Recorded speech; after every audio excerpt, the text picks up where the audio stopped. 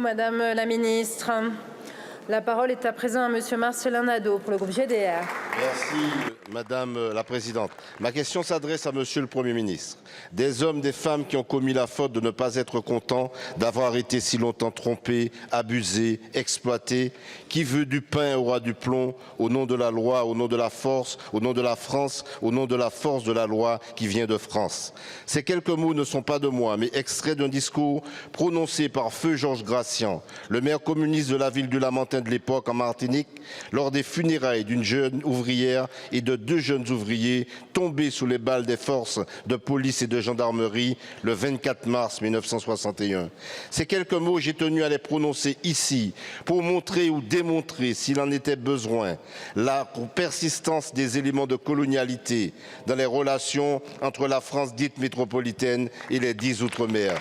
Aujourd'hui encore, la seule réponse du gouvernement face aux revendications légitimes des Martiniquaises et des Martiniquais, c'est la répression, c'est l'envoi de la CRS 8, sans considération d'ailleurs des traces indélébiles laissées par les CRS de notre mémoire collective.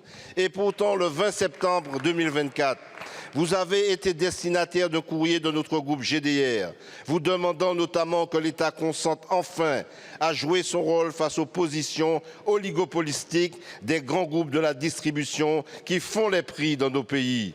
Pour régler ce problème de vie chère, compte tenu de la gravité de la situation, le choix du premier trimestre 2025 pour réunir le SIOM nous paraît surréaliste. Et les 4 députés de Martinique attendent de vous une réponse rapide et urgente à leur demande d'audience. À quand donc les réponses concrètes que nous sommes en droit d'attendre pour qu'à nos revendications légitimes, l'État n'ait une fois de plus la tentation du plomb et de la répression comme seule réponse?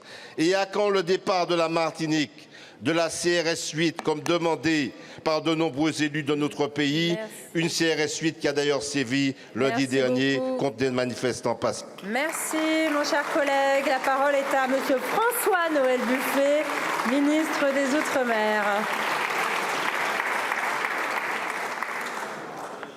Merci Madame la Présidente, Mesdames, Messieurs les députés, Monsieur le député Nadeau. Je l'ai déjà exprimé tout à l'heure. J'ai bien écouté votre propos. Je comprends le principe de la question. Je n'en partage pas le contenu ni les convictions que vous venez de livrer devant l'ensemble de la représentation nationale.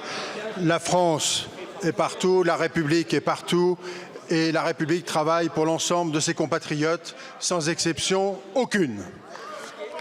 C'est la première chose. La deuxième chose, Monsieur le député, la police qui est présente et les forces de l'ordre qui sont présentes ont essuyé des tirs d'armes à feu.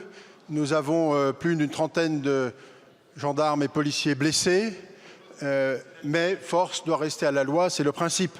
C'est le principe sur tous les territoires de la République, sans exception, je le redis.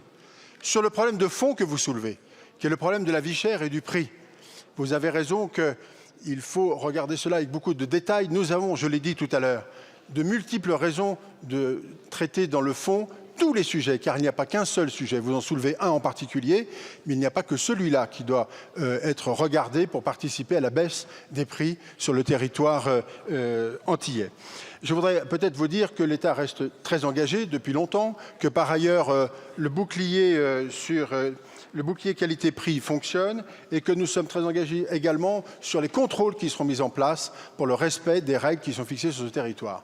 Enfin, et j'en terminerai par là, il s'agit aussi de mobiliser l'ensemble des forces locales, y compris des forces économiques, et que la réponse viendra, je le redis, sur un travail collectif et gage que les propositions qui seront faites, le travail qui sera fait demain par le préfet avec l'ensemble des élus du territoire apportera la solution immédiate. Mais sur le fond, je vous promets qu'on regardera l'ensemble de la situation de manière structurelle. Merci.